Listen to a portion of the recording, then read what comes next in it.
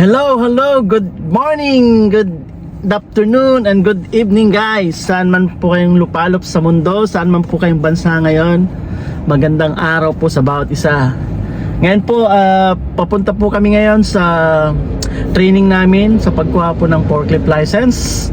And you know what guys, napaka-generous po yung company namin kasi sinagot niya yung bayad, yung payment sa aming pagkuha ng license ng forklift. Sana all. So, yun na nga. So, sobrang thankful kami sa company. Ganun kabait yung company namin guys. And yun sa hopefully na maipasa ko ngayon yung makakuha kami ng license ngayon. Pag-pray nyo ako guys na maipasa namin ang license ngayon para legal kaming mag-drive doon sa company site namin. So yun na nga muna guys. Mamaya balitaan ko po kayo pagkatapos ng training namin. I think sabi ng isang kasama namin is it will take half day or mga ganun daw yung pagkuha kasi mayroon pang aside sa practical, mayroon po siyang lecture na gagawin. So sa isang araw lang po yun guys. So anyway, babalikan ko po mamaya at ibabalita ko po sa inyo kung ano yung result ng aming pagkuha ngayon. Thanks guys, God bless. Hi guys, at last natapos na yung training namin sa forklift. At last may certificate na ako, tsaka may card na rin ako. Oh my God! Wow! So, legal na po ako mag-drive ng forklift dun sa company namin. And 3 years po siya. So kung halimbawa nag-apply ka ng trabaho dito sa ibang company, magagamit mo siya hanggang 3 years.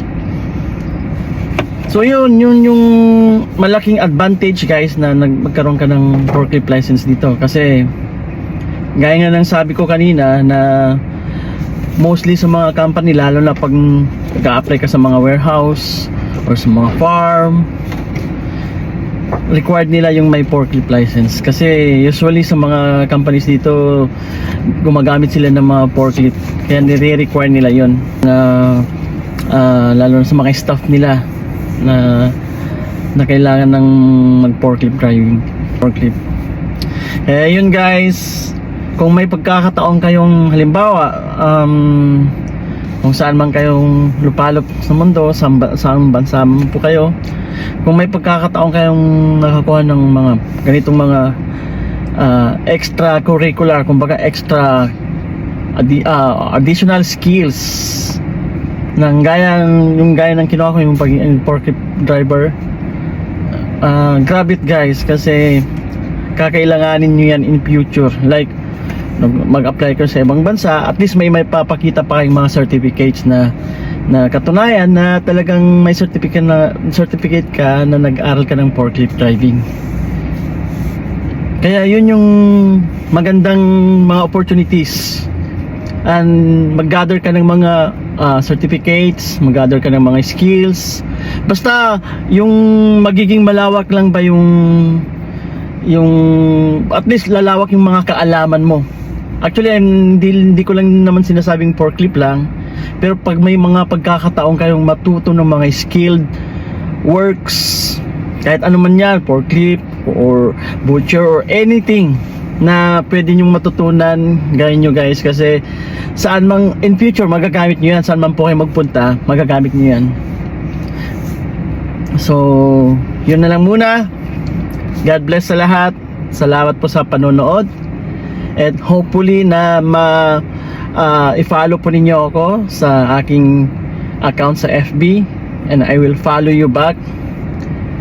And please like and share yung mga pinupost ko rin mga videos, kasi in future or sa mga ibang videos ko, I will share mga informatives kung paano po ako nakarating dito sa New Zealand, kung paano po ako nag-apply at nakapagtrabaho. Yun guys, i-share ko po yun minsan sa inyo. And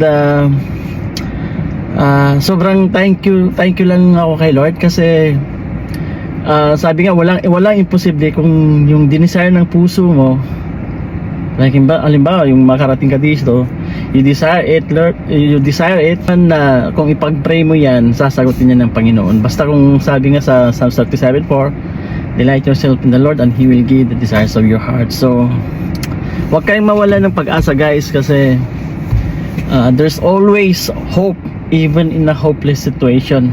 Halimbawa, huwag mong sabihin na hanggang dito ka na lang, or ito lang yung kaya ko. Wag, dapat yung mind mo is malawak yan, malawak mag-isip yan. Huwag mong limitahan ang yung skill, kasi I believe lahat tayo may mga sariling skills, and I believe ikaw ay may skill ka rin na hindi ko kayang gawin. So yun lang, magtiwala ka lang sa sarili mo. Unang-una, syempre ipag-pray mo sa kay Lord, magtiwala ka sa sarili mo. You believe na may skill ka, may kakayahan ka, at kailangan mo rin yan i-develop. Kasi kaya nga sinasabi ko na wag nyong sayangin yung mga opportunities na mga gito, yung matuto ka sa mga trabaho, sa mga ibang mga skilled, or mga kahit na anong mga simpleng trabaho man lang, like halimbawa yung pagre-repair, mga ganon. Kailangan nyo guys in future. And yun lang muna. At yun yung encouragement ko po sa bawat isa, na kailangan nyo pong expand yung kaalaman nyo. Alisin nyo yung kaisipan na yung negative na ay hindi ako magaling dyan, hindi ako marunong dyan, or hindi ko napag-aralan dyan. No, lahat ng bagay ay napapag-aralan, lahat ng bagay ay natututunan. Basta yun nga, magtiwala ka sa sarili mo, and basta enjoy mo lang kung ano yung mga ginagawa mo. Kasi minsan kung may ginagawa ka pero hindi mo rin i-enjoy, kumbaga parang wala kang, nawawala yung healing mo ba, or nawawala yung desire mong gawin yung, or matutunan yung bagay na yun. Kaya dapat kung ano yung ginagawa mong bagay, kung ano yung kailangan mong matutunan, do it from your heart, sabi nga eh, para matututo ka in that way. Kaya yun lang muna guys yung encouragement ko, and I hope na sa simpleng paraan may natutunan kayo sa mga sinabi ko, or ay na-encourage ko po kayo. And I hope na someday sa inyong pag-abroad, or someday saan man kayong bansa mapunta, or someday saan man kayong ano man yung magiging trabaho nyo, dadalhin nyo yan, lahat ng mga natutunan nyo, lahat ng mga naging trainings nyo sa inyong sarili. Thanks guys, God bless about isa.